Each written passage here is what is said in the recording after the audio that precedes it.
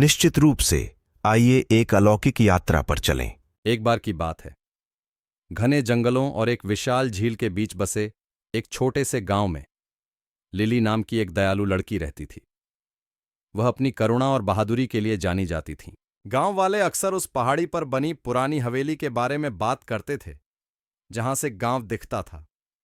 यह दशकों से वीरान था और माना जाता था कि इसके पिछले मालिक मिस्टर हॉथॉर्न नाम के एक बूढ़े व्यक्ति का भूत प्रेतवाधित था, जो अकेला था और अपने विलक्षण व्यवहार के लिए जाना जाता था। भयानक कहानियों और चेतावनियों के बावजूद लिली की जिज्ञासा उस पर हावी हो गई। एक दिन उसने हवेली जाने का फैसला किया। हवेली खामोशी और रहस्य के पर्दे में लिपटी हुई थी।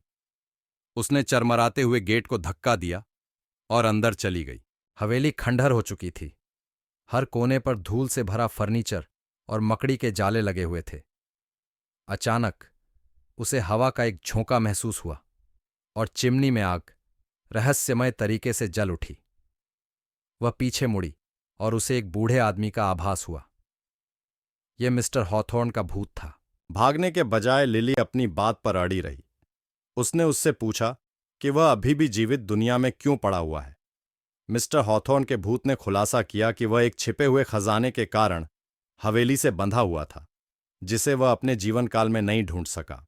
उत्सुकतावश लिली ने उसकी मदद करने का फैसला किया। उसने हवेली के कोने कोने की खोज में कई दिन बिताए। आखिरकार पिछवाड़े में पुराने ओक के पेड़ के नीचे उसे एक संदूक मिला। वह पुराने पत्रों और एक खूबसूरत महिला की तस्वीर वाले लॉकेट से भरा था। मिस्टर हॉथॉर्न का भूत फिर प्रकट हुआ। संदूक देखकर उनकी आंखें भर आईं। उन्होंने खुलासा किया कि खजाना सोना या जवाहरात नहीं, बल्कि ये पत्र और लॉकेट उनके खोए हुए प्यार की यादें हैं। उसने उन्हें छिपा दिया था और उस स्थान को भूल गया था जिसके कारण वह देर तक रुका था। खजाना मिलने से मिस्टर हॉथॉर्न के भूत को शांति मिली। उसने लिली को धन्यवाद दिया और गायब हो गया। अंततः सांसारिक बंधनों से मुक्त हो गया।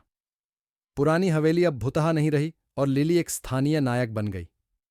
तब से गांव वाले उस बहादुर लड़की और उस भूत की कहानी सुनाते थे जिसने अपना खोया हुआ प्यार पाया था।